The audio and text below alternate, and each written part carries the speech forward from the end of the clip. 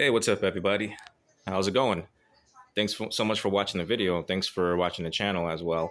So I'm showing you guys this steering damper. It was developed by FOHOLO's engineering team roughly about maybe 2.5 weeks ago, or maybe a little longer. So shout out to the company FOHOLO for making this and also allowing us to have this, including myself. So I'm gonna just post a short video today showing you guys the mistake I made in installing this. But most importantly, it literally can take 5 minutes to install this thing. There's no long, hard tools to use and drilling and all that stuff. Literally, all you need is just these two things: the Allen key set and the size 13 wrench that the scooter came with. It also has a size 10 at the bottom, but size 13 is the bigger size. But overall, I took it out for a spin yesterday. It was not bad. It was pretty good. It's definitely new and different because this is my first time actually having a damper. So overall, still getting used to it. So I'll give us an update and let us know how I feel about it. But today I'm just going to show everybody what I did to actually install this within 5 minutes. It's so easy and so simple. And the mistake I made, which is the first thing I want to show everybody, as you noticed, my wheel is turned to the right at the front.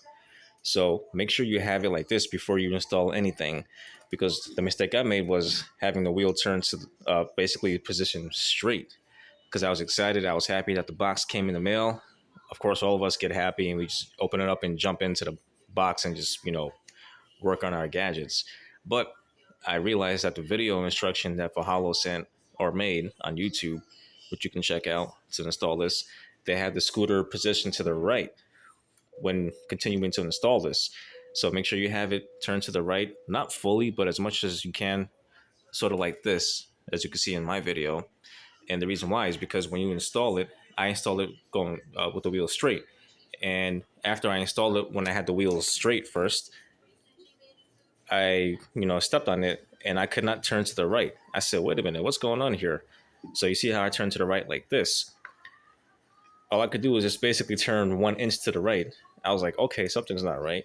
So I took it off, watched the video one more time, and that's when I realized the scooter was positioned to the right. As the guy was installing, he turned it to the right first. So just keep that in mind. And let's get into it. What I did to actually, you know, install this thing within 5 minutes, especially as a first timer like myself.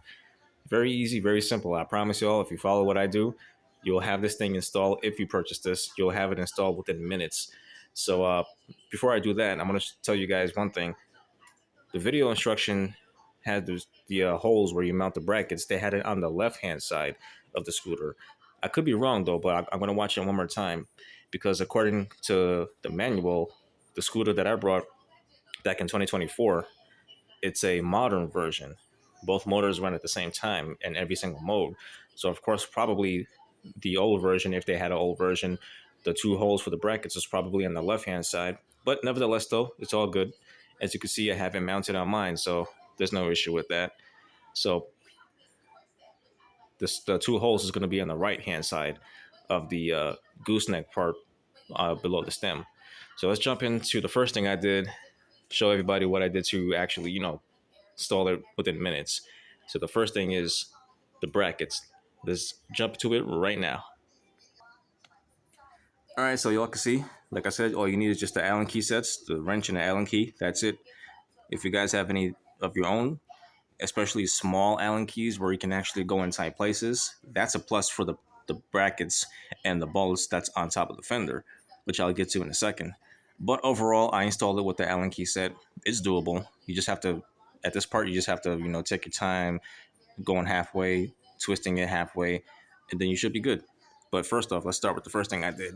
So, position the wheel to the right, install the bracket right here. That's the first thing you want to do.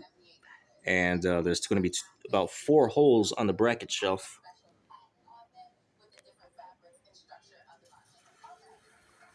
So you see 1, 2, 3, and 4. These two, make sure you mount it like that. Make sure you mount it like this, and take the Allen key set, the right size key, and just screw these two in, and make sure the top shelf is sticking out like this, so that way you can mount and install the damper on its rear side like that. And the second thing is take the biggest size key, On the Allen set or the right size key, it's probably about a 5 or 6 millimeter. Shows it right there. And then what you're gonna do is, oh, before you get to this part, let me go to the next one. The other bracket is gonna be right over here, right above the fender. So this is how the bracket looks like. It has about maybe 3 holes on it. The first 2 holes for the bolts over here, and the third hole for the front of the damper. So that way you can actually install it on the front side, so it can look something like this. But for these two bolts, it comes with the steering damper inside the box. So you're gonna have to remove 2 of the old bolts from here by using the Allen key, and place the damper or place the bracket on top right here. And now the second thing is make sure the right side of the on the stem, make sure the right side of the bracket is sticking out, as you guys can see. That way you can position and mount the clamp for the top side of the damper to be positioned and ready to use. Because what I did was actually installed it backwards on the other side, and so it was sticking out more here instead of sticking out more on the right side. So just keep that in mind. And once you install these 2 screws or these 2 bolts, under it usually it has like a little long nail sticking out on the bottom of the bolts. So I really personally I did not need to use the washer nuts that it came with to keep it in place. I only used one of them because I can feel the bottom of the bolt, but the second bolt I wasn't able to feel it. So I said, okay, you know what, let me just keep that like that, and I had no problem. So whether you use the washer nuts or not, just be careful if you have any encounters or if you find anything strange. um, and maybe you have to use a longer size bolt, purchase from a hardware store, buy it from a local department store. But overall, it's still good. So once you've positioned this, or once you install the bracket right here, keep the wheel turned like this, keep it like that, and then the third and final step. So easy, right? Third and final step is this clamp right here. It moves, it slides back and forth. So it has the bolt and the washer nut on the bottom, and it has this part right here, this bolt. So it's this right here, I tighten it. But before you tighten it, the video instruction says to measure about 3 or 4 centimeters. I never measured anything, and I'll tell you how I did that. Going back to the clamp right here, after installing this, not clamp, I'm sorry, bracket here, and installing this bracket right here, I installed the rear, or I tightened the rear side of the damper with this bolt, and I used I used a wrench to tighten it. So you could take little tip I can give you guys. If you take the Allen key set, one of the big keys that fit, and it's probably about a 6 millimeter. There you go. Hold it with one hand while you use the wrench size 13 to go to the bottom. And once you do that, tighten it. Maybe you have to tighten it more on the top part. That'll keep it firm in the back. So install this first, install that second, install this part third. Make sure it's tight. That way, in case no one has, or if you don't have a measuring tape, just use physical measurement, which is when you slide this clamp in. Once you see this being able to go inside this third hole over here, that's it. Tighten this part, clamp it down. Do the same thing like you did for the rear part of the damper. Keep the Allen key here. Tie it with the wrench on the bottom. And once you tighten it, that's it. It's good. And just to make sure it's good, you can stand up, move it left and right, and you can see it's perfectly installed. So that's how you do it. It literally would take just 5 or so minutes to do this thing. It was my first time actually having a damper, first time installing, and it literally took just minutes to do. So there you guys have it. I'm gonna give us an update, like I said, to see if I like this thing or not, or if there's any changes or any pros and cons and whatnot. But I could just tell based upon last night, it's pretty good and pretty sturdy. Something new to me. But nevertheless, I've been using the scooter without a damper, and I had no problems whatsoever, especially if you ride safe and ride the right way and position your feet. Because if you have your feet positioned the right way on the deck without a damper, it'll run just smoothly and fine without no wobbling.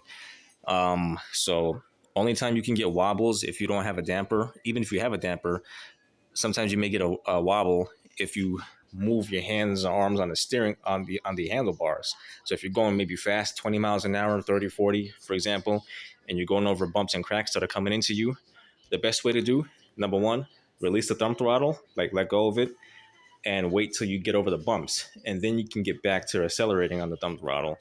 And while you let go of the thumb throttle, don't move the handlebars, don't squeeze the handlebars so tight.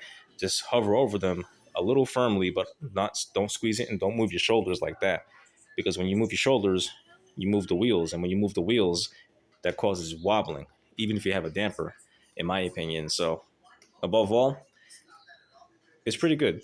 That's how you do it. That's how you install it. So the topic of today's video was basically showing you how to install this thing. Any tips I can show you all how to install it quickly in a matter of minutes, and any steps to avoid when you install this. Above all, it should be good. All right, that's enough chit chat, and I'm gonna go back outside for a swing and get used to this thing, and hopefully post a action cam video review soon. Had some trouble with action cams, so hopefully my last or my most recent purchase, it'll be a good action cam. Maybe a 1080p, 4K, whatnot. Who knows? If you guys know any action cams or recommend any, hey, why not? Let me know. Overall, ride safe. Thanks for watching this, and make sure you stay protective and alert, and most importantly, be seen out there. All right, guys, I'm out of here. See y'all on the next run.